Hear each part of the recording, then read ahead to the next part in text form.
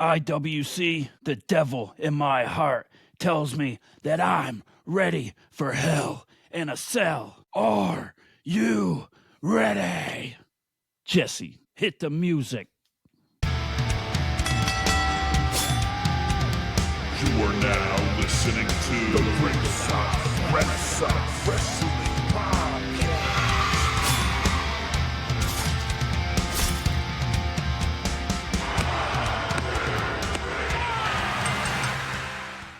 Welcome back to another episode of Ringside Renaissance. We're here with the RRW Weekly Review for WWE.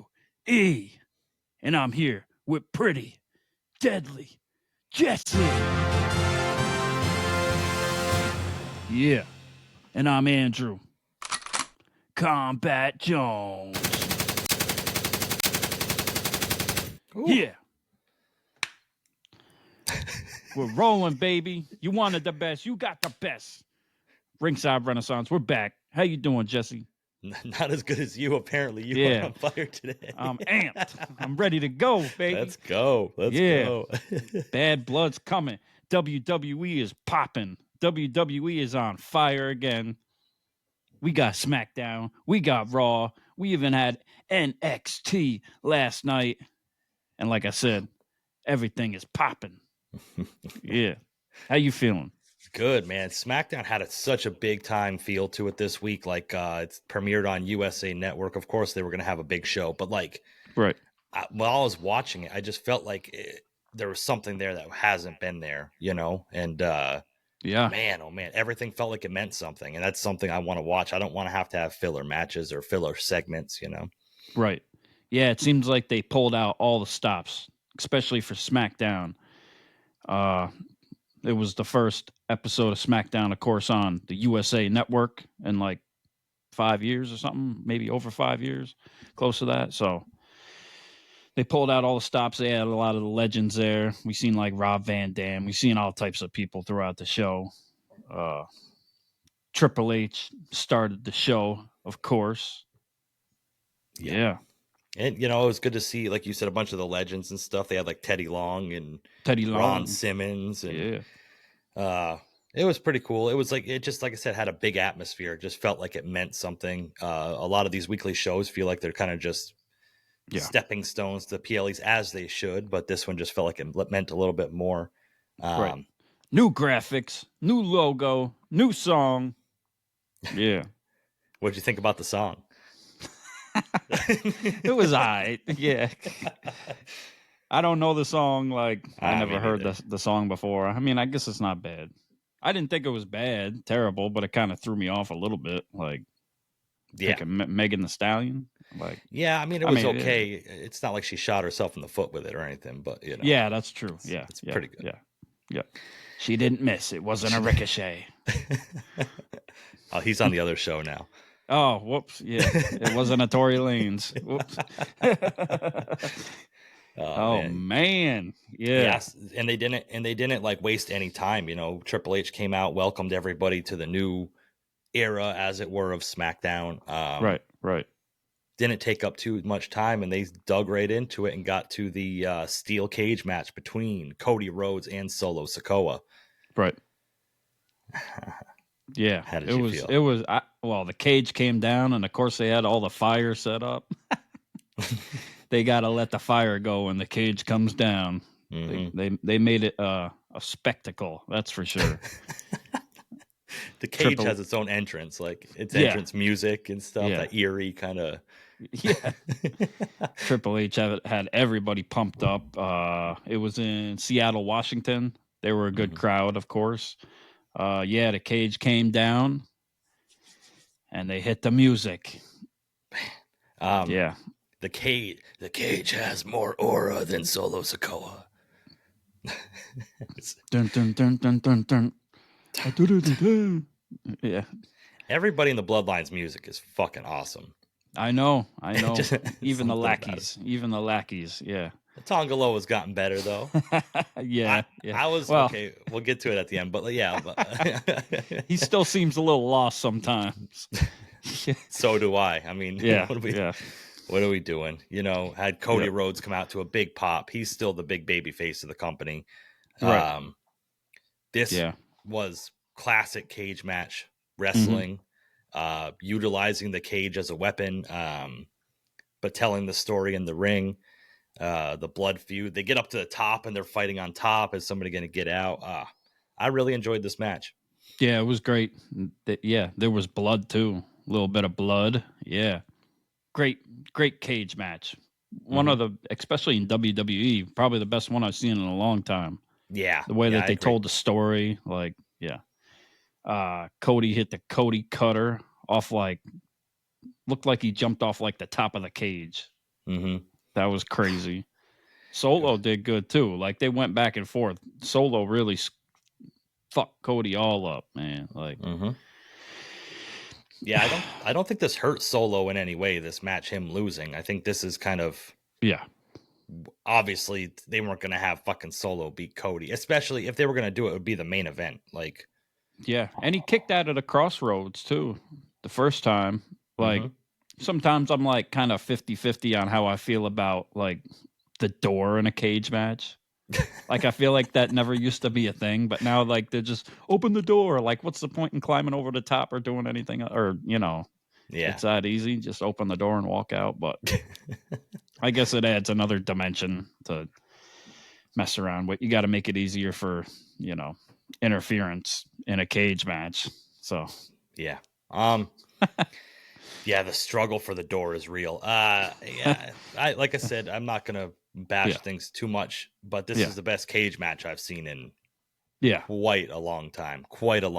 It didn't have to be overdone or overly gimmicked or anything like that. Like you said, Cody got some juice in the match. It just told a great story without having to be fucking extra. Like, if I feel like all the extra added shit in some of these matches is because they don't know how to tell a story without it, you know? So. Right. Yeah. Like you said, it didn't need all the extra shit. You didn't need a syringe. You didn't need a chair shot to the head, you know? You didn't need a cinder block. Didn't need a cinder block. Just some good old wrestling in the middle of the ring. Now I wasn't going to bring it up, but since you did, what was the point of the cage match in that match? The cage wasn't even fucking utilized. I mean, they threw each other into it a little bit. All right. Yeah. Okay. Well, but you know, it is what it is. This made the cage look menacing. You know, right? Like the cage was the foreign object or the weapon or what they were fighting on and what they were trying to avoid. You know, when they were getting moves used on them. Solo was hitting those like ass bumps against Cody against the cage, and it looked like the whole wall of the cage was gonna freaking fall out. Like, when Cody was like getting thrown in between the cage and like the ropes and like sliding down it. Yeah, like you could tell that ain't gonna feel good tomorrow. Yeah, sold really well. Of course, Cody Rhodes gets the win. And after Cody Rhodes gets the win, we had the Bloodline. They were taking no shit. Instead of going through the aforementioned door like you were talking about, they all have to climb over the top to get into the cage. Right. And surround Cody like I guess surround Cody. I couldn't think of a great pack analogy. Of wild dogs. Thank you. Jesus wild Christ. werewolves. Them coyotes, them wolves. Yeah, the wolves. Wolves. Yeah. And you know, I was thinking Tongaloa was going to slip climbing the cage, and he really didn't. He scaled that with some reckless abandon, and I'm proud of him for it. You know, I'm proud of you, Tongaloa. Yeah, he didn't poke his eye out somehow on the cage. You know, again. I don't know. He didn't chop the cage. Lord have mercy. Got a beat down. Cody got the beat down. Yeah.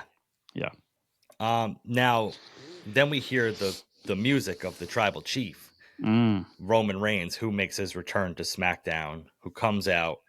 Not feeling the music again. No, by the way, no, still not yet. I'm not bought into it yet. Again, I was kind of like, okay, but no, because no. I didn't like how I understand he's a presence and he's got to make his entrance and stuff, but like, Cody's getting the shit beat out of him in the ring. They hear Roman Reigns music and they all stop and just look at the entrance. Just keep beating up Cody till Roman gets there. You know he's going to take 5 minutes to get to the ring. Right, yeah, because Jacob Fatu was like demolishing Cody, and then he had climbed to the top of the cage, and he's about to like hit the somersault or moonsault or whatever off the top, or frog splash. I don't know, headbutt. Who knows? And he just kind of sat up there and looked, and they just waited, and then he like slowly climbed down, and Roman came out, and like, Roman always takes a long time to come out. He had a little bit more pep in his step this time. Mm-hmm. He went out a little quicker. He didn't wait for the music completely to do his thing. That's the problem with the new song. I feel like it just takes too long, even longer than the other one almost. But and also this is a thing for me, is that Kevin Owens and Randy Orton were in the back, but they didn't come out and save Cody this time. True. So I don't know if that's story or if it's just a kind of a hole in the plot or whatever, but I guess they're supposed to be his friends, and they didn't come out and save, but they were later. It's not like they can't say they weren't there. They were there. They just wanted to save it for the real head of the table. Yeah, that's right. Getting head at the table. Getting head at the table. Getting his Roman cake Reigns, and eating it too.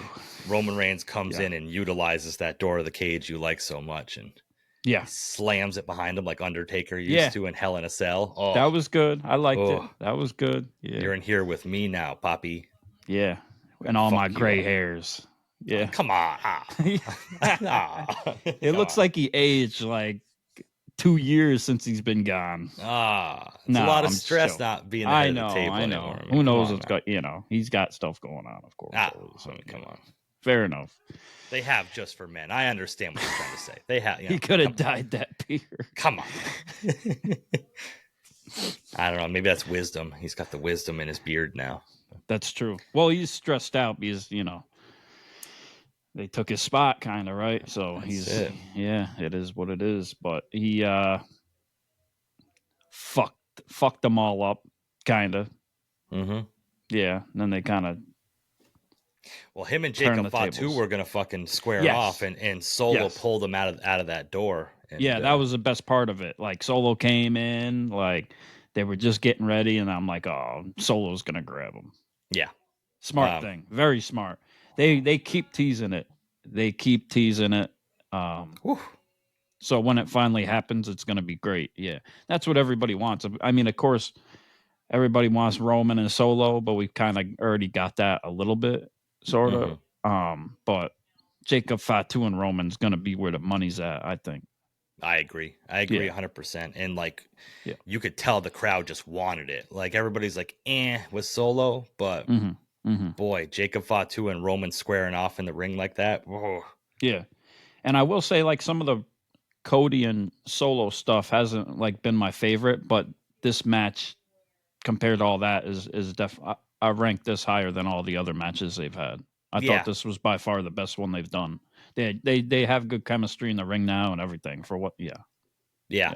And it was one of my favorite Cody matches since he's won the championship. Yeah, for sure. They had the matches with AJ Styles. The first one was really good. The second one was a little bit whatever. Logan Paul was but as far as like a match feeling like it had a big match feel and a presence there and just the telling the story, I think this is one of my favorites since he won the title. I concur.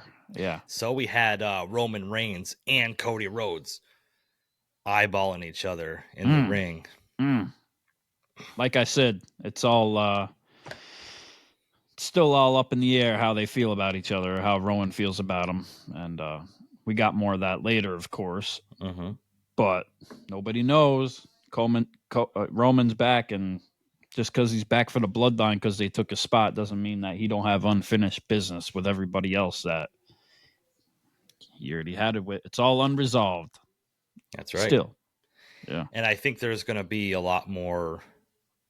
Obviously, this is going to drag out so long, but and everybody that kind of wants their fucking cake before it bakes, like, go fuck yourself. Let this story fucking breathe a little bit. I mean, it's been 2 years, but they can't have everything happen all at once because then where are we going to go from here? They got to kind of slow build it and keep it kind of under wraps and keep a little bit of the mystery going, a little bit of the mystique of, keep you wanting more unpredictable ability of, what's going to happen and how they feel about each other and when it's finally going to blow the load. Yeah, you don't stick it all the way in the first few times because you want to leave them wanting more, Yeah. Or because they can't take it. The audiences can't take all that at once. The crowd can't take it all now. Yeah, so there's more on that later. We had Michin and Piper Niven. There isn't too much to this except for I'm excited that Michin's actually getting a little bit of a push. It's crazy. She's good in the ring. Yeah. It's good. She's a solid work hand, man. It shows Triple H, like the people that have excelled since Triple H is, really took control, has come in, and the people that he's put, and you can see the people he really has like trust in, and the people that he's willing to push. Yeah, she was one of those big ones in NXT when he was there, and the changing of the guard, with certain people, it's interesting, but she deserves it. You could tell. Yeah, and like I said, she's a solid performer. She obviously, I don't think is going to ever win like a women's title, maybe in the future, but like, with a lack of like stars in the women's division, she's a solid hand to come in and be kind of like, what do you got? You got Bayley and Naomi as like babyface women, on SmackDown. So to have her kind of come in and fill that up and have like feuds with Nia Jax and stuff, I'm all for it. They could have picked a lot worse people to be in that position. I think she holds her own pretty well, and she's convincing. She's a convincing wrestler, and got a real convincing win over Piper Niven, which I was surprised about. But like you said, they need more top baby faces kind of to go against these heels on SmackDown, and it adds to her credibility too, being able to get some wins like that. And it's surprising. It's cool. Yeah, well, I'm good for glad her. She rebounded since Retribution, because I'm glad she kind of reinvented herself a little bit, because that was a little bit of a skid mark in the underwear of WWE. But next is so we had the cage match with Cody and Solo. We had stuff that happens later on in the night. This was my favorite segment of SmackDown. I know what you're talking about. So A-Town Down Under came out. Kevin Owens needed a fucking partner. He comes out to the ring and he says, here's my partner, or the announcer announces his partner, and Ricky! We get fucking Ricky, bro. Ricky, George the Animal Steel's son. Oh, so that's what good. Michael Cole said. I didn't fact check it, but I will take Michael Cole's word at face value. Fucking Ricky, man. I was so hyped. I wanted to see him wrestle. Like I was like, Ricky? Pumped. Okay, who the fuck is Ricky? Let's go. Ricky! Yes. Oh, I was so pumped. And like Kevin Owens was like so like hyped for him. Like, you got this. You got this. The crowd's like shocked and stunned because Kevin Owens' mystery partner couldn't make his flight. And couldn't show up. Yeah. Just imagine if they started the match and Ricky like squashed Grayson Waller in like 40 seconds. Like fucking, I don't know what the hell his move would be called, like the Ricky Wrecker or something. The Rickinator. But we need more Ricky. That's all I know. Yeah. He's been blowing up on social media too. People are responding to him. So he's gonna get a deal somewhere. AEW is gonna pay $5 million a year for him. No doubt. No doubt in my mind he's going to get a deal. He'll be on Collision in no time. Yep. So right before the match started, the ring announcer came over and whispered in Kevin Owens' ear that, hey, your partner's here. Oh, my partner's here? He's here? Sorry, Ricky, and stuns Ricky. And then we get... Classic. Yeah. What a moment. He sold the stunner. He sold the stunner better than... I'm telling you. Talk about Undertaker, The Rock, Mankind, legends, Booker better T, than The Rock. Okay, anybody in the history of the Stunner. Ricky sold this better. Like, Rock who? The Rock who? Like, you know who the fuck's the head of the table? Fucking Ricky. Ricky the Animal, baby. Yeah, he needs to painted his tongue green. He needs to fucking eat the fucking turnbuckle too. Come on, Let's Ricky. Book it, Ricky. Yeah, so Kevin Owens sold it so well too. Like he was hilarious for the whole thing. Like Kevin Owens is great. Gold. And so his actual partner came out, Randy Orton, returning to SmackDown. And they said Randy Orton just arrived at the arena, but he had his trunks and knee pads and boots already on and oiled up. So, I don't know if P. Diddy was oiling him in the car on the way to the event. Oh, Lord, all that lube and oil. Speculating. I'm just speculation. But hopefully he didn't come from the freak off. Yeah. Is that where he was? I hope not, for Randy Orton's sake. No, Diddy. He hears Diddy in his head. Come on. Once Randy Orton came out, obviously Kevin Owens and Randy Orton going to win this match. They keep teasing Grayson Waller and Austin Theory breaking up. Yeah. I don't see anywhere in the singles division for either one of them, but I have been wrong once or twice in my life. So, and people are saying they're teasing Randy Orton and Kevin Owens breaking up. I didn't see it there, and I think that they'd be a great babyface tag team because they don't have any. Right. Yeah, I agree with that too. And then I almost thought that maybe they were going to have some type of issue, so it could be Randy versus KO at Bad Blood or something. Mm-hmm. But that'd be a very short build if so. Yeah. So I don't even know if we're going to get them at Bad Blood.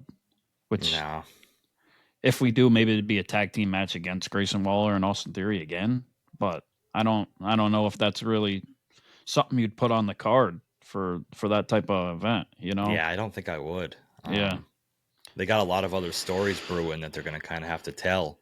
Yeah. I definitely want to see Austin Theory go babyface, though. I want to see what he can do. Like, we haven't seen it at all. Mm-hmm. And he's a Vince guy, too. Vince put him in, and Triple H has kept him there. So I'll give him credit for that and kind of let him shine. And like his comedy's been good. Randy's up doing his thing and he's mocking him, doing the thing and whatnot and all that. And like they're kind of getting over with me a little bit.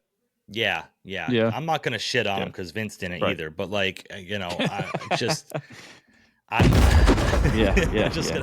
gonna have to wait to see what happens with Austin Theory. The jury's still out, but I'll keep an open mind.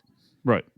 Then we had Nia Jax in the ring. All I heard was Jesus.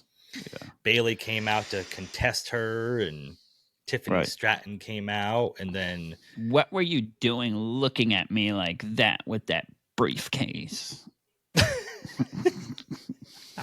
I feel like Bailey buried Nia Jax again, man. If you have Bailey on the microphone next to Nia Jax, she's just gonna make her expose her. It's yeah. Bailey's so good, and BBL Bailey, BBL Bailey. You think that's what it is? Yeah, definitely. Okay, that's what they took the song on. Yeah. Well, no, I'm talking about that's what it is. Oh, I mean, is it not? I haven't researched them enough to know what they're supposed to look like. Oh, is it? No, I think that's natural. No. Okay. That's a natural BBL. Yeah. So it's just natural Bailey. Yeah. No. She takes LBC from XW. Huh? Xavier Woods. Oh. It wasn't BBC. It was LBC. Well, no. Listen. Wait, they're together. I didn't know this. No. There was a thing, or it is a thing. No, there was rumors. I'm sorry, speculation.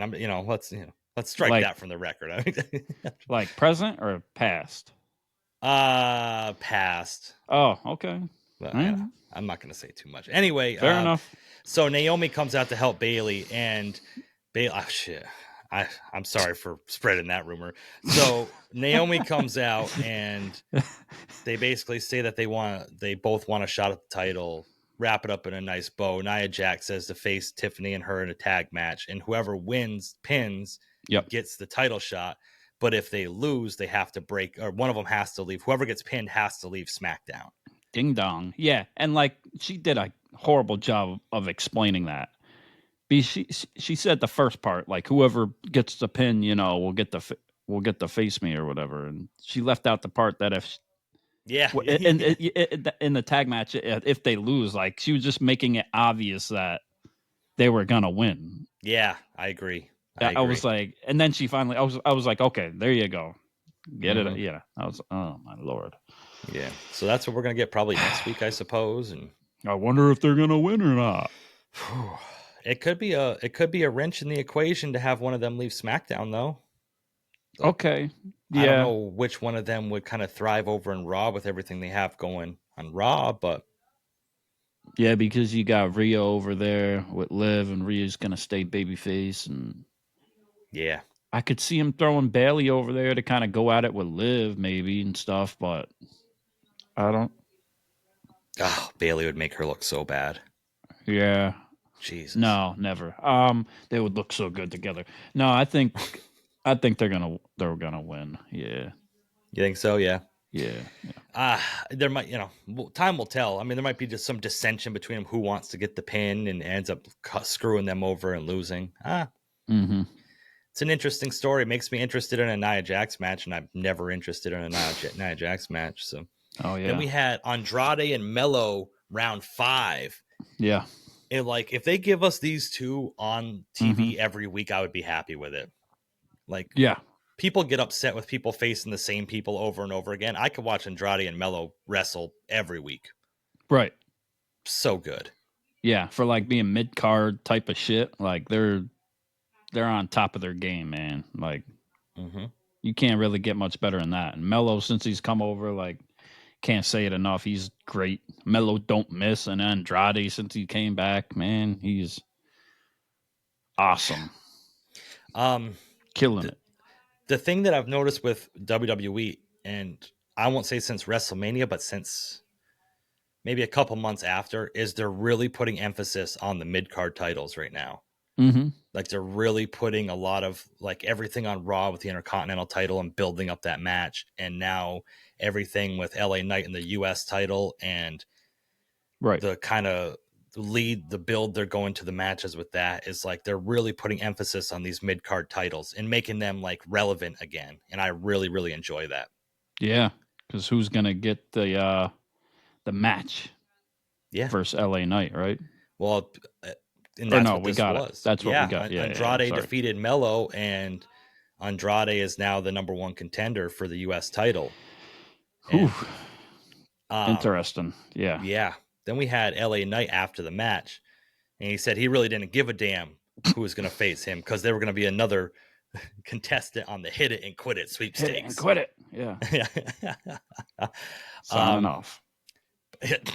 But yeah, so like I said, this was to me a build for a mid-card title that I was interested in that I was compelled by. Andrade never really had a feud with LA Knight that I know of, but Mello did. Right. But they did such a good job the week before with that promo with all 3 of them in the ring. Right. Like of still Andrade's obviously good face and LA Knight too, but they still had that friction of just being 2 like big forces, right? And they still had problems. So it's Andrade versus LA Knight, and that match is it this next week now? I believe so. Yeah. So I'm expecting like some type of interference maybe from Mello, and then it leads to like a triple threat at Bad Blood, maybe. Okay. Yeah. And I think it's smart. If that would be okay. But if they're going to have room on the card for that match. Right. Yeah. But I was going to say it'd be smart to keep Mello away from LA Knight right now because I still think he's going to be the one to dethrone LA Knight for the title. Yeah. So it's kind of smart to keep him away right now, kind of keep that feud simmering, but don't really let them interact overly too much, yeah, because Andrade ain't beating LA Knight.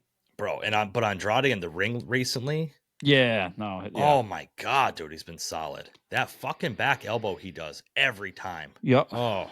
Talk about like Spanish flies on the outside and shit, like all types of like crazy, like little things they differentiate between like how they change these moves every time. Like we've seen it a bunch of times, like you said, and we're still not we're still cool with it. Like the way they switch it up, it's not like it's not like the same fucking spots. It is, but it's hard to explain. It's not missionary over and over Yeah. the same night. I know. It's like missionary one night. Yeah.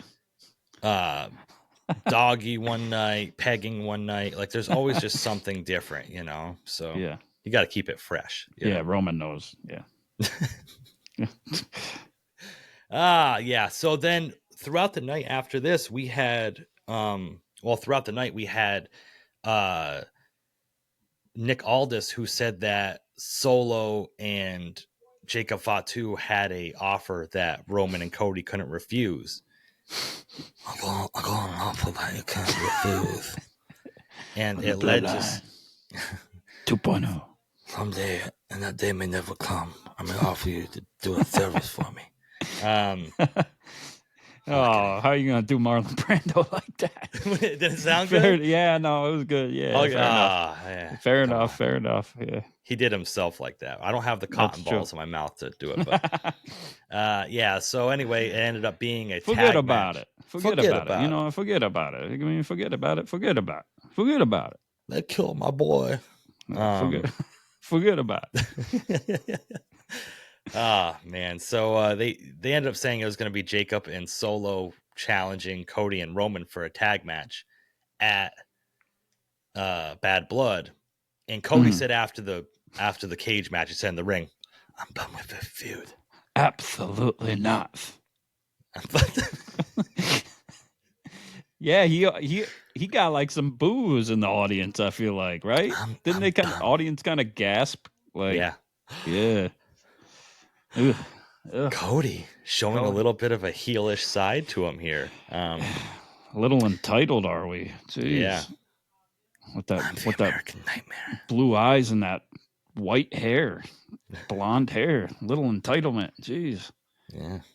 That tramp stamp on your neck. Like, what are we doing? That tour bus. Yeah. Maybe he's just a little upset over the whole trademark issue or something, Yeah, he's got something going on in his life, and we're not going to speculate too much on it, but Cody needs to get it figured out. Maybe he needs Pharaoh back on the road with him. Maybe. Yeah, that's true. Not having Pharaoh, he's been kind of a dick since then. Yeah. He's fed up. I mean, he's done. I guess you can't blame him. They just won't leave him alone. Damn Bloodline, man. God damn it. I know. So at the end, we had Nick Aldis in the ring. Yep. And then we had Roman Reigns come out. Mm-hmm. There's this little kind of thing that they showed, and I heard people say it, and they're going to think I stole it from him. But you know how Roman used to come to the ring before he walked up the steps?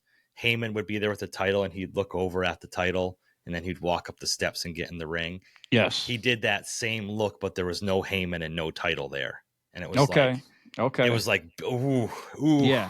That's no what wise man there. That's what I've been thinking. Where's Paul Heyman? When is he gonna return? Is he gonna come back for Roman? He's recruiting the rest of the bloodline, is what it is. Okay. And there's stuff later on Raw that, I think it's kind of a bait and switch with that. Yeah. Oh, okay. Cool. I think Heyman's doing his wise man work behind the scenes right now. All right. When Heyman reunites with Roman, people are talking about Jimmy reuniting or even Jey. When Heyman reunites with Roman, oh boy. Because Heyman went out epically too with the power bomb through the table, the super power, whatever you're gonna call it. Yeah. So. Ooh, yeah, I agree. But the fucking roof's gonna be blown off that whatever arena it is they're at. Yeah. But like you said, we got freaking 2 entrances from both again, Roman and Cody. Yeah. Yeah, and then Roman actually got on the mic here. He reached for the contract, and Nick Aldis gave the contract, and he shook his head and he reached for the microphone. Give me that fucking microphone. Give me that fucking mic. Put that shit in my hand, bitch. I'm not only the original tribal chief, I'm the only tribal chief. That's what OTC stands for, is only tribal chief. Not the original? Ooh.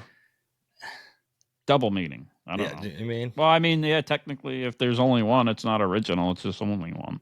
Yeah. I'm sure his predecessors before him are not too happy looking down on him. But because if they gave him that, The Ubafala. Yeah. The Ubafala, yeah. Yeah. So, oof. Whatever. Yeah, he was also, I don't know. Interesting. Yeah, there's a lot of shit here. Cody came out, and he told them, like, you're jealous of me. You're jealous that I have the title. Yeah. Not anymore. It's not your WWE anymore. Yeah. Because Roman said it was his still, and he, there's drama there. There's suspense. Heelish work from Cody Rhodes here. Yeah. And from both of them, kind of like Roman's still keeping it stoic. Right? Yeah. Yeah. And I just don't know how I feel about it. How they're gonna go about it. Like, who's gonna come out of this? Like, they still got feelings against each other, obviously. Mm-hmm.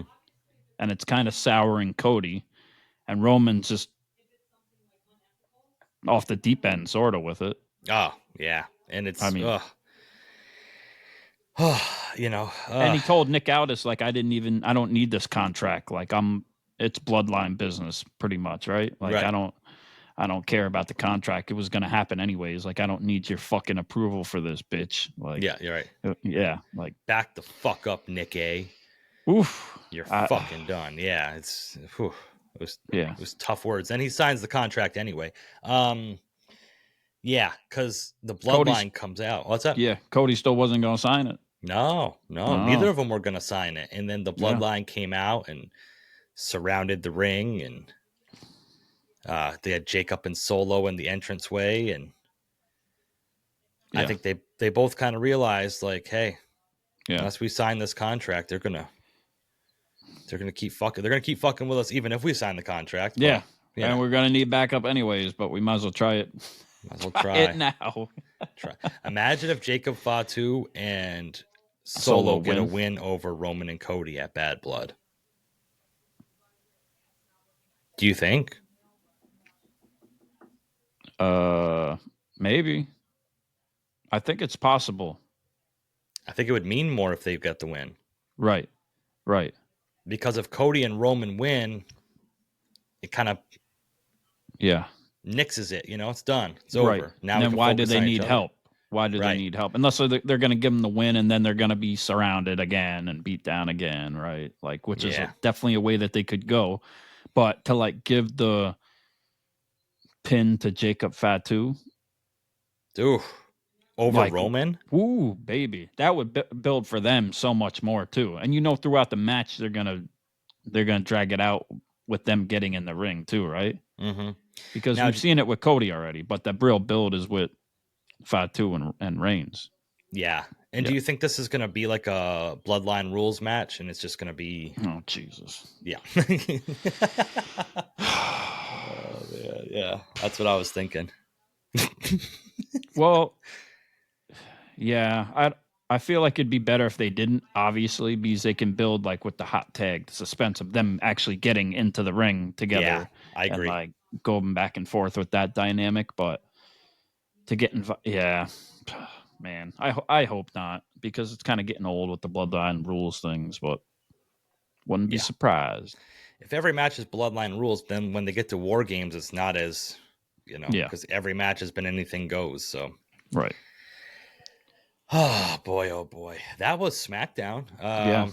Great, a solid show. There really wasn't a lot of filler in it. Just everything kind of, like I said, felt like it meant something. And it was Bad Blood is not one of the major PLEs, but I think, like, they're making it feel like a big deal. And, I'm sold on it. I was sold on it from there. Like, and like Cody and Roman versus Jacob Fatu and Solo. I was like, oh man, great. Mm-hmm. What I'm really sold on is Raw. This amazing graphic and guitar lick that's about to fucking burst your fucking eardrums. I'm gonna burn the fucking fretboard.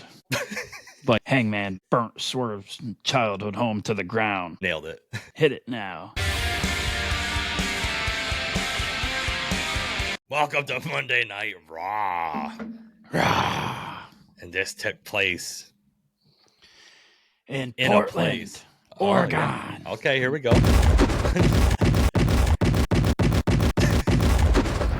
Portland. Raw is war. Hit another bomb. Yeah. Portland, the city of anarchy. And we started out in the city of anarchy with the cult of personality, CM Punk. Yeah. I thought you had the music ready. Oh, I wish. Jeez. CM Punk came to the ring, and because Combat Jones, you are an avid and probably biggest CM Punk fan in all the land. I want to hear your thoughts on this one before I dissect it a little. Okay, yeah. It was he came out, he had posted some stuff on Instagram that day, kind of saying his tagline he's been hitting. It's a great time to be alive, and wherever you are on a Monday night in whatever city, insert place, insert generic name. Yeah. Insert dong. Yeah. But it was anything but that. They hit the music and CM Punk marched out there, kept a straight face, kept his poker face, and gave us a completely different promo than we've seen from CM Punk in a long, long time, if not ever. Totally switched up his character in a sort of way for his personality. Just showed how pissed off he was about everything leading up to it, and the bracelet and his wife and his dog and everything that Drew's done to him thus far, and was completely pissed off. Yeah. He killed it. It was so good. Like, the acting was top notch. I don't know. Yeah. This was probably top 3 favorite CM Punk promo of all time. That's what I've heard some people saying, that it may have even blew out the pipe bomb. Yeah, I would probably put it over that. The only one that I can is the Will You Be My Valentine? Yeah. With MJF and the dog collar match that was just all time. But this is just masterclass, man. The seriousness in his voice, the tone, the inflection. Right. Jake the Snake Roberts said a thing a long time ago that when you have something to say, you don't have to speak loudly. If it's important enough, people will listen. And this was just everything, man. Everything. What a way to reference the past too, talking about the devil, what a way to reference the Hell in the Cell with talking about Dragon going to hell with Drew. Yeah, it was just so different from what we've seen Punk since he's came back to WWE. We haven't seen him in that mood at all. He totally serious changed. Different face. It means more because it's not him hey, it's great to be alive. I'm ready for this Hell in the Cell. He's selling the urgency and how dire it is of a match. And he said that. He said, people ask how many matches I have left. And he's like, the haters are going to hate it and my fans are going to love it, but I got a lot more than you think. And then he said, how many more Hell in a Cells do I have left in me? And he said, I don't have any, but I'm still going to do it. Right. And, oh, my God, everything about this, bro.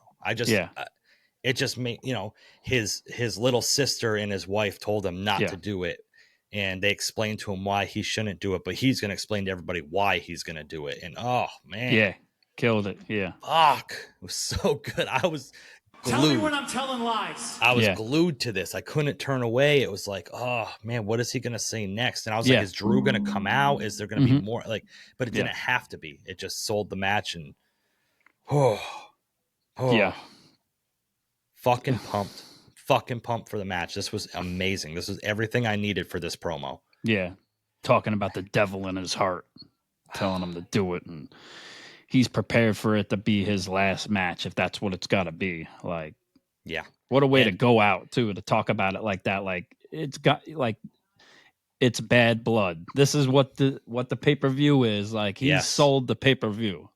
Not Roman and Cody. They are, because they are the top baby faces, right? But he sold the pay-per-view for the name, for the Hell in the Cell, right in that promo. This is the match for that pay-per-view. Yeah. Yeah. And he said, I'm not going to promise to kill you because I don't make promises. I can't deliver, but I am going to promise I'm going to make you bleed. It's like, oh, fuck. Yeah. Now we know we're getting blood. Here we go. Yeah. Here we go. I'm so pumped. More than anything else. Solo and Jacob Fatu against Roman and Cody. Okay, whatever. Right. Progresses that story. Liv and Rhea, whatever. Yeah. I'm not in high school anymore. Damien and Finn, that's some bad blood. That's an okay. But boy, oh boy, this match here. Yeah. If you're not watching this event to watch this match, what are you doing? Right. And to speak on it like the way he did, like, it's clear this is the end for them. Yeah. This is right. It. Like, breaks it all down throughout the whole thing. Like, tells you why. And, yeah.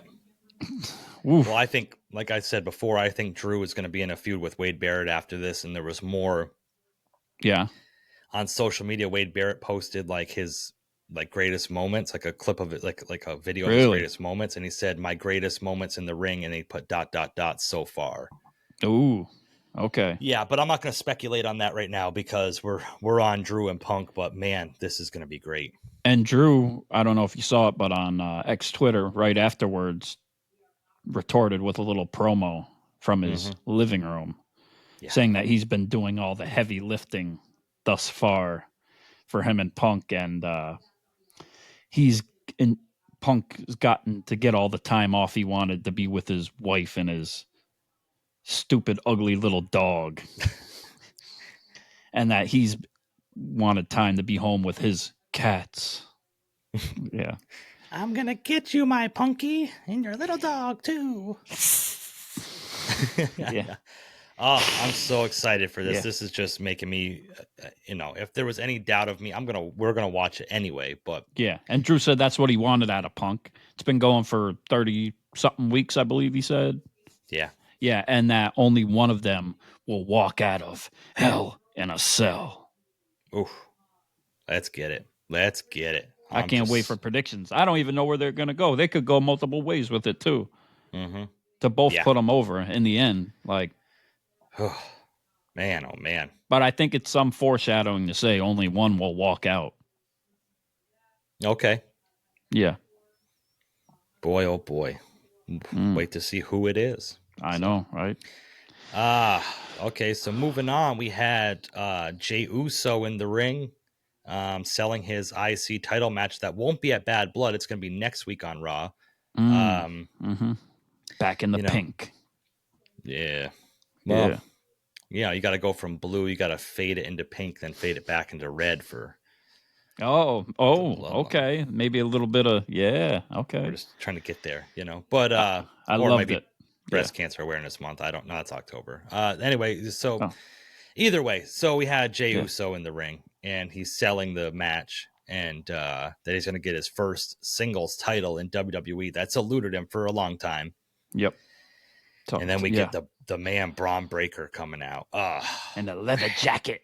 Yeah. Just like his dad, Rick Steiner. Oh, man. Yeah. Man. What an epic promo battle. All the promos on Raw were fucking great. Yeah. Like, SmackDown too, yeah. And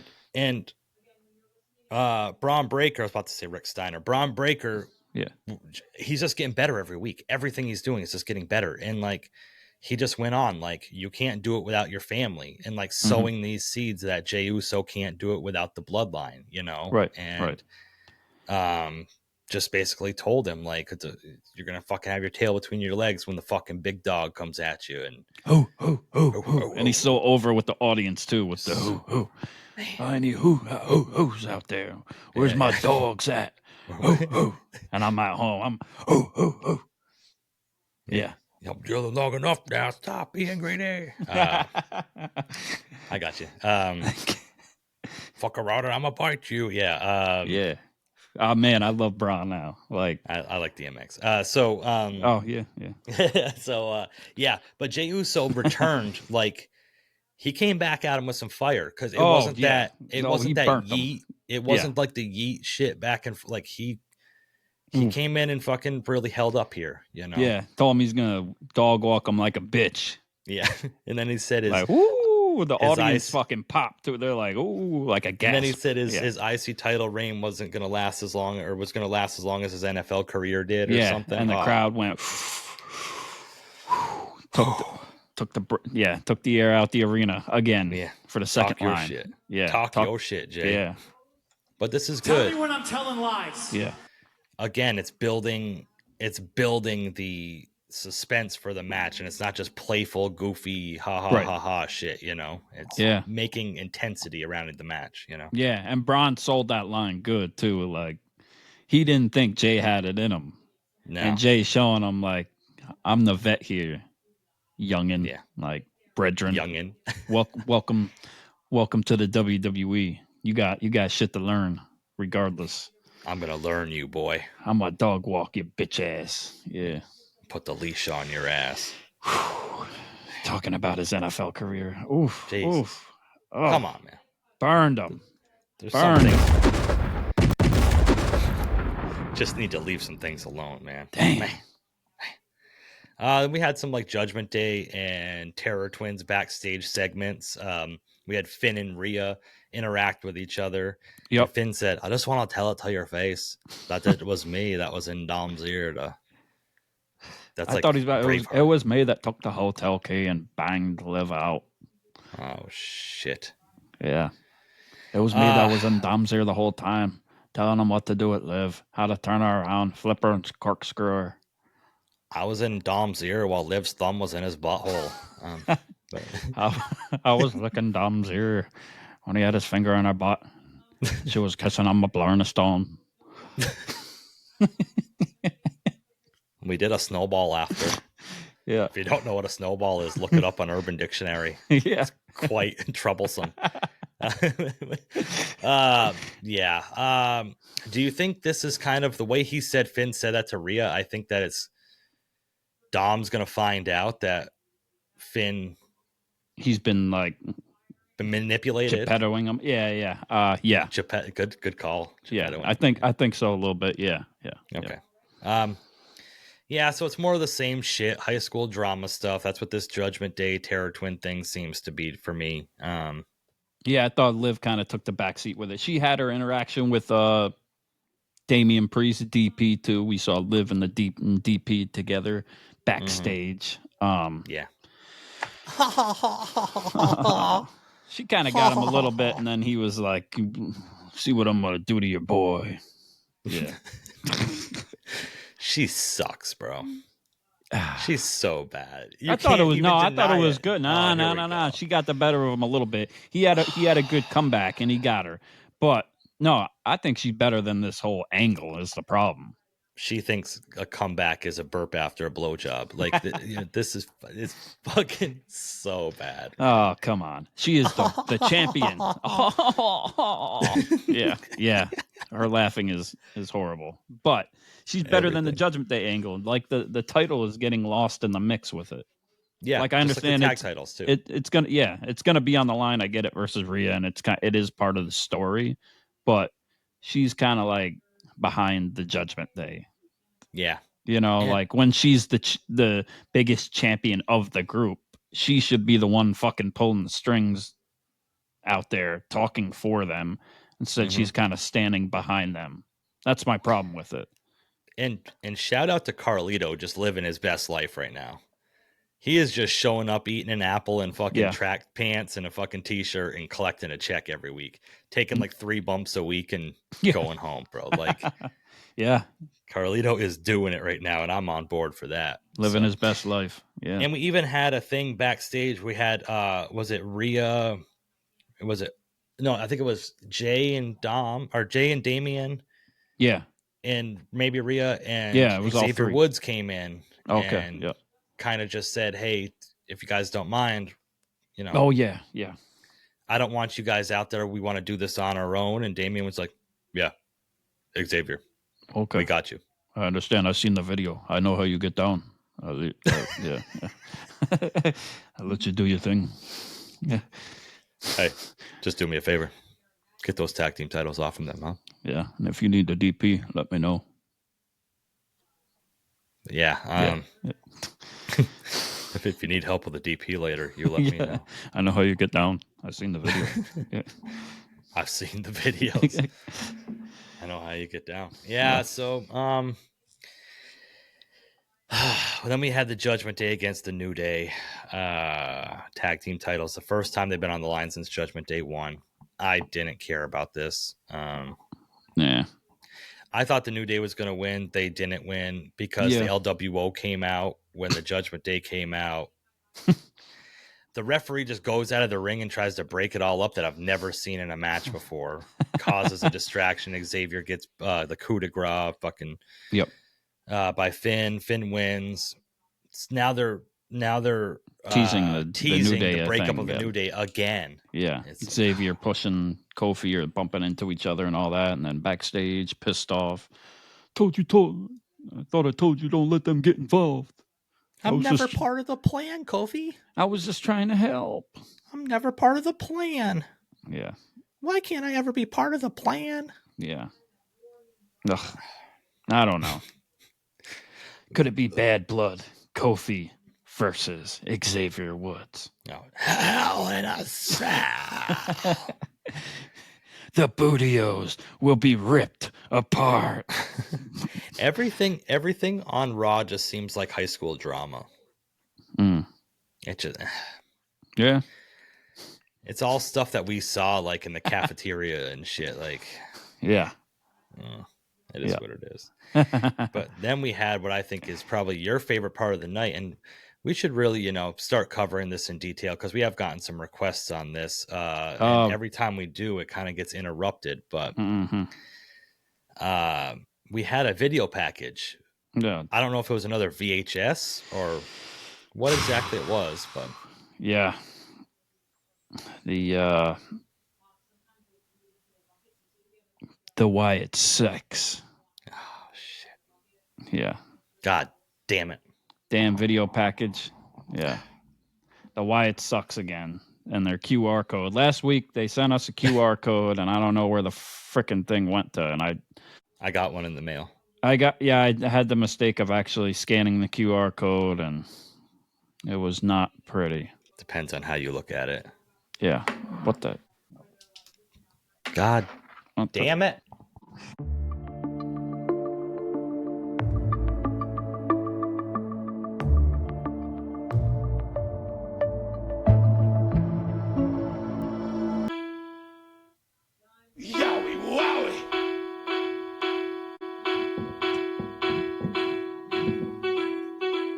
Ringside Renaissance. We're back in full effect. We're back with a new character.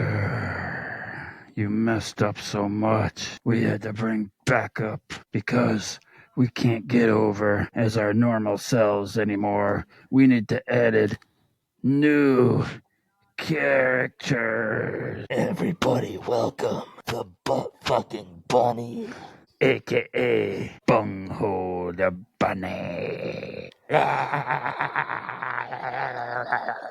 You have disrespected us too much. We don't care about the good things you say about us. You must explain in every one of your episodes what your criticisms are of the Wyatt Six, or I will have a seizure. Shout out to Howdy LFC on X, who's the only one defending us and our cause. We hear you. Your voice will not be unheard. We appreciate all the support. We're gonna go after another irrelevant superstar in the WWE and drag him into our vortex. I'm still not over those jacked up hunks. American made. Oh, baby, that oil on their body. Oh, Diddy. We're gonna kidnap them and gently tickle their butthole with a feather. We're gonna bring them to the Wyatt 6 freak-offs. We just got all of our baby oil confiscated. Non-oil based slick. It'll slide right in and never take you out. After our lackluster feud with American Made, we're going for the top spot in the roster. We need the tag titles, the Universal title, the IC title, the USA title, the 24/7, 365 title. All of them. The only title that I hold currently is that I sit when I pee. If you follow our QR codes, they lead to Bible passages. Who would have ever thought we are a religious-based group? Join our cult of Howtology. All you have to do is believe. Howitology. Ringside Renaissance. One word. Cinema. I like your mask. Where did you get it dry cleaned at? Are you a furry when you're not on camera? I'm always furry. You like eating the carrot? Bunghole the bunny always deep throats the carrot, and I eat my corn the long way. Bunghole the bunny shows up at your door. You know you're in for a long night of ATM. He likes chocolate-covered bananas. He'll stick a banana in your bunghole like Lizzo, then eat it. I'm tormented inside. I'm really sick. Ringside Renaissance. This is your final warning. Not only because we're sick and tired of your shit, but it's almost out of Halloween season and we'll run out of masks to buy. Don't forsake us again. Ringside Renaissance. We're here. I need to get that thing checked out. Oh, no. You need some Loctite on that thing. I need some Flex Seal. Yeah. Ringside Renaissance. We're here. The fuck is that, bro? What the hell? Are you serious? Oh my god, it's from that video they sent us. Oh. Have you joined them? Not that I know of. Oh my god. This is scary, man. Man, are you okay over there? I don't know. Whatever's in this. It's got me feeling real furry inside. It looks like smoldering cat piss. Smells like bunny rabbit fart. God damn it. Hopefully we didn't get hacked again. No. I don't want to know what that bunny rabbit did to me. These damn Wyatt 6, man. And the fans, too, they just won't leave us alone. I'm starting to feel harassed. Like, this podcast is very near and dear, and I hold it very close to my heart. And the way that they're criticizing us and what they're doing to us, it's just not right. Yeah, and I really hope for the sake of the show that we didn't just get fully hacked again, because shout out to this guy that's been on the IWC, he's been supporting us. His name is Howdy LFC. He asked us to give a detailed breakdown of what we think about the Wyatt 6, and we wanted to bring it to him today. So that was our full analysis, our breakdown, the positives and negatives of the group. And I just hope that it actually makes it to air this time, and we didn't get hacked again, because that would just be a full-on travesty. Right, and we tried. So, like, if it didn't happen, blame it on the Wyatts. Yeah, right. Don't blame it on us. Yeah. Next on Raw, we had the Monster Mayhem, which was Bronson Reed and Braun Strowman. They got a lot of B names that throws me off, but a monster can fight a monster. Miz, I'm not saying that you can't take down Bronson Reed, but I am. Yeah, so bunny hair. Jesus. They reproduce quickly. Yeah. So they got in the ring, and Bronson Reed went to splash Braun Strowman, and he moved and hit the top turnbuckle, and it exploded. This was very corny to me. I did not like it whatsoever. I didn't like any of this whatsoever. It started getting comical once they made it out to the backstage. Did you like when Braun Strowman threw Bronson Reed up on like the chest, the noise he made? I was like, yeah, you're. Yeah. And then they took a page out of AEW's book, making like a random fucking wall. Yeah, out of sheetrock. Yeah. I was like, oh, as soon as he was on the wall, I was like, oh, here we go. He's going through the wall. Yep. Everything they've been slammed through and smashed through and stuff, they go through a half-inch thick piece of sheetrock, and they need like 30 people of medical attention surrounding them. I've seen car accidents. I've seen a lot of like things happen where medical personnel needs to be there. What they don't do is have 25 people stand around you shouting the whole time. Like it's a little bit overdone. Oh, at this point, I'm going to say shout out to Jim Tessitore too, because I really enjoy his commentary. He's getting a lot better, and I think I really enjoy him. Yeah, I wasn't sure how I was going to feel about him. He's doing a great job. Yeah. And I think that Wade Barrett helps a lot with that. Mm-hmm. I think you kind of have a yin and yang kind of. Yeah. And you have somebody that's professional and got a lot of experience helping Jim Tessitore out and kind of just feeding him a little bit. And I think that really, really works out. And Jim Tessitore came in and he definitely did his homework too. Yes. Yeah. So I appreciate that. Yeah. It doesn't just seem like they just threw somebody into the mix that doesn't know what's going on. Like, seems like he's been there. Yeah. Yeah. And, so after this little fiasco, the Monster Mash, as we'll call it, they did the Monster Mash. They went through the wall. It was a sheetrock smash. If they around Halloween time, they need to do a match between Bronson Reed and Braun Strowman and the whole Bronson match. Reed. They got to have the Monster Mash playing. Yeah, and just have zombies and it'd be so good. The Wyatts around.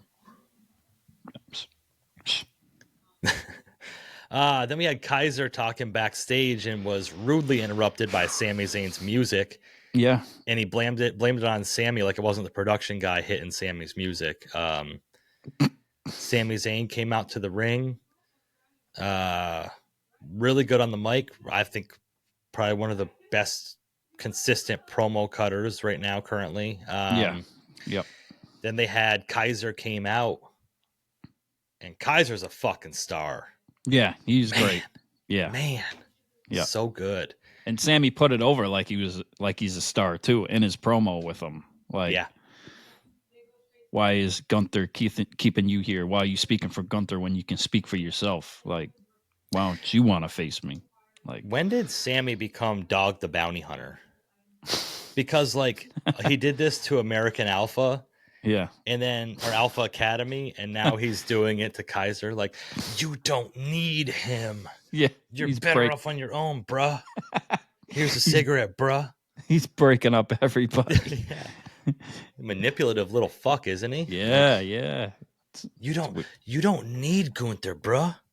Yeah. He ain't there for you like you're there for him. Yeah. Bruh. I'll be there for you, bruh. Yeah. Fight me, bruh. Fight me, bruh. Yeah. And then Gunther came out. Pissed the fuck off. Amazing haircut. Got that great part with the side comb. Knife. Yeah. He took the knife to it. And he says to Kaiser, is there something you want to say to me? Kaiser says, yeah, there's been something I want to get off my chest for a long time. Yeah. And I like that, planting some seeds for a future turn. Right. And he fucking didn't turn tonight. Nope. Went at Sami. Gave him the business. And he threw everything at him but the kitchen sink here. Yeah. He fucking beat his ass like he owed him money. Yep. This was fucking Kaiser. Niles Crane went fucking crazy here. He just And Gunther told Sami, "You still not getting a shot. Nine. And du hast mich, Sami." Yeah. Why doesn't Sami just go to Adam Pearce and just fucking ask for a title shot? Like, right. Because you don't have to get beat down every week, Sami. Ludwig is going to Adam Pearce and asking who's next, but he just don't want Sami. Yeah, and like and like Ludwig even said this, like you're just jealous of your old friend Kevin Owens, right? That had the title and had the recognition, and you just never got that because you're a fucking soiled piece of shit. Yeah, but Gunther gets out of the ring and Sami turns it around on Ludwig Kaiser and gives him the haluva kick. Yes. Yeah. And fucking tells him, hey, that's going to be you next time, Gunther. Yeah. Gunther. You fucking piece of shit. Gunther. Yeah. I want that title match. Bad blood, baby. Come on. I'm going to fucking take down the Third Reich and your bitch ass. Yeah. So good. Yeah, there's little things they can't touch for some reasons, but it'd be great storytelling. So yeah, Sami's great though. They've all been so great with this too. Yeah, good. Continuing it on. Right, and Kaiser and Sami, I guess, is scheduled for next week. You said that. Yeah, I believe so. Yeah. So that's gonna be a great match. That's gonna be. Yep. Kaiser's gonna have to take the fucking pin again, but you know, every match Kaiser's been in, I've been impressed with everything he does. So I'm just really looking forward to this. Sami's great in the ring. We all know what Sami can do, and giving Kaiser some more exposure. I'm here for it. Oh yeah. Then we had Iyo Sky versus Bianca Belair. This was probably my favorite match of the week. Okay. I think Iyo and Bianca put on a really, really solid match here. For me, there was a lot of winners of matches that I didn't see coming. Yeah. On here, Natalya earlier on beat Zoe Stark. We didn't talk about that, but like, Natalya just coming back and getting the win. I was very surprised at. Pete Dunne defeated Sheamus earlier in the night. I was surprised at that outcome. And now we had Iyo Sky versus Bianca Belair, and Iyo got the upset victory over Bianca.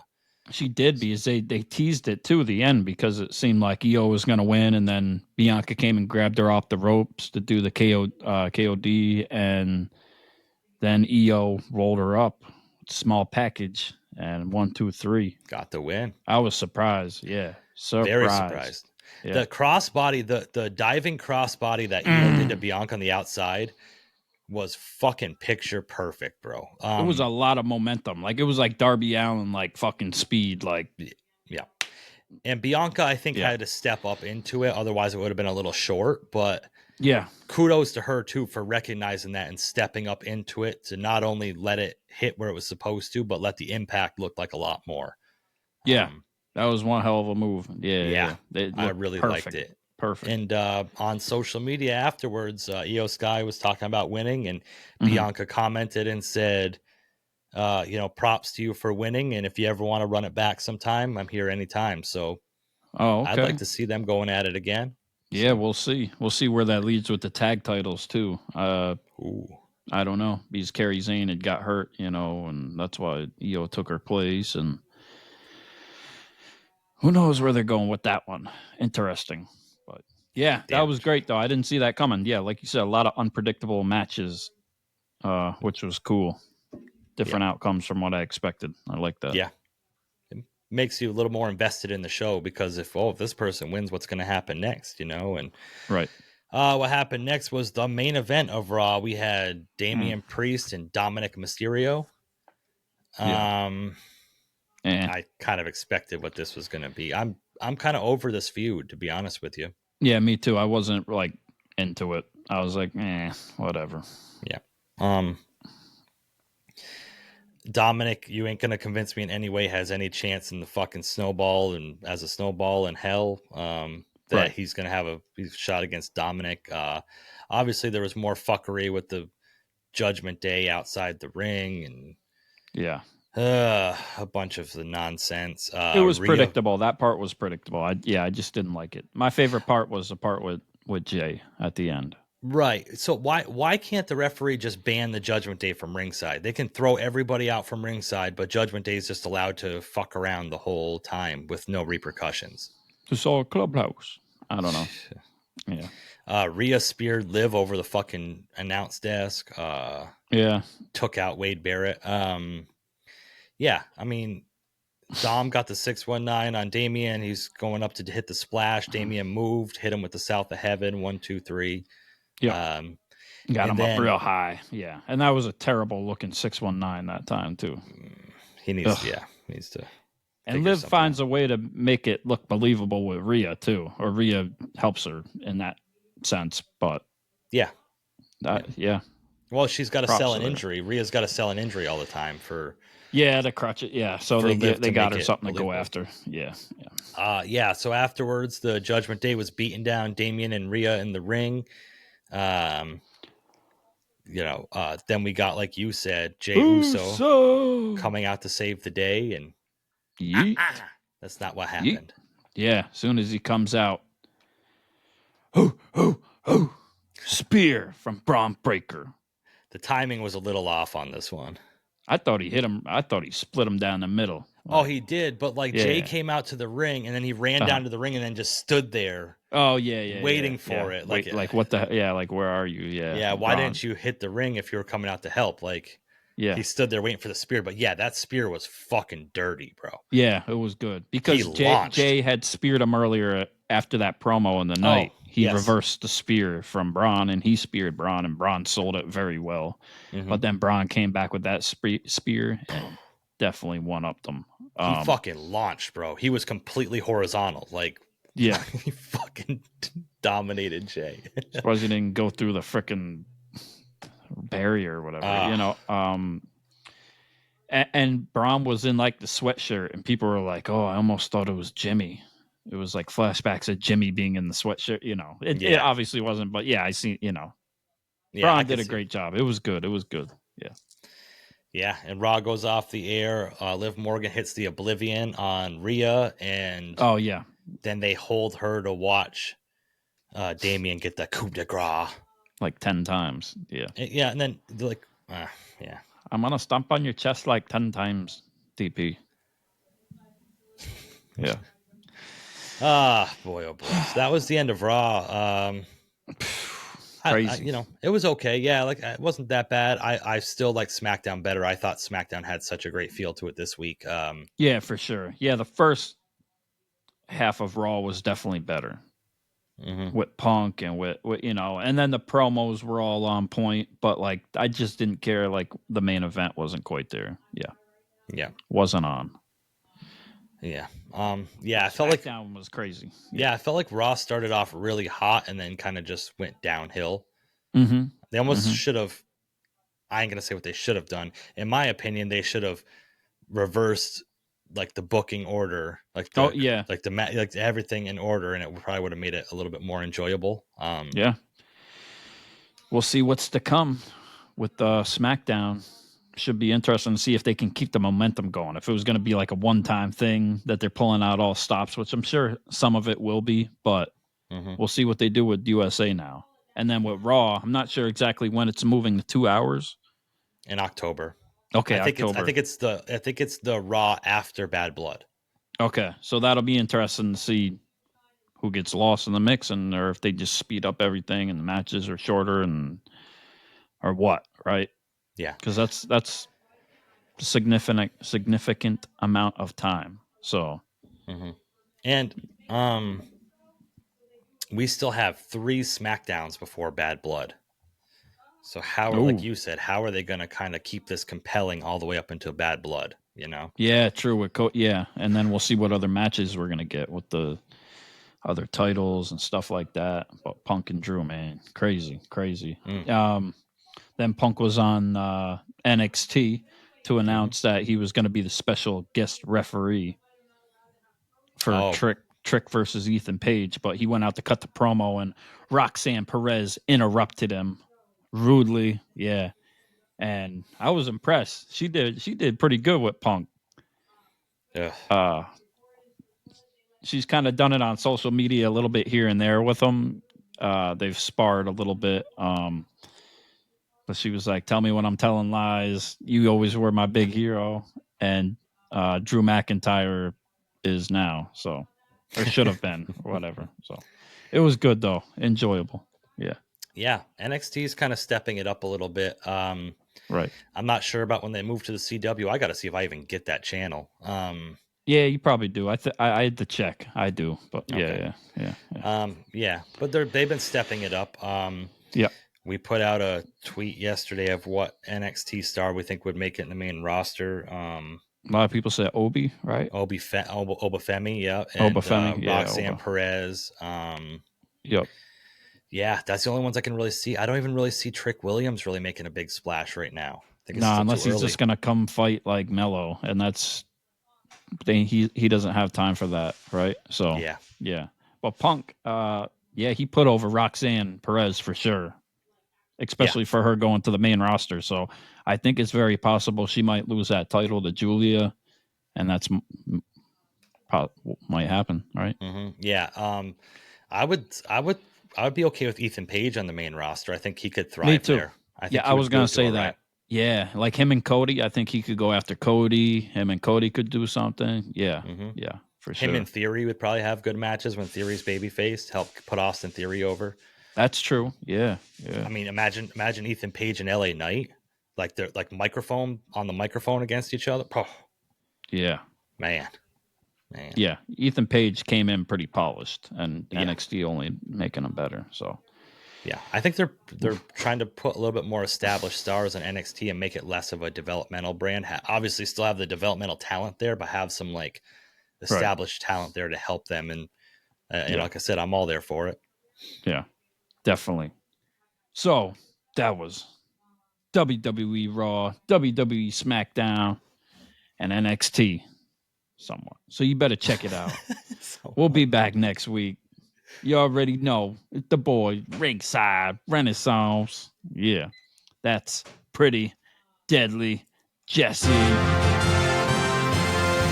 Yeah, and I'm Andrew Kombat Jones. Yeah, shout out to everybody in the IWC. Make sure you watch out for them Wyatts, and we'll see you in hell. You've been listening to the Ringside Renaissance Wrestling Podcast. Peace.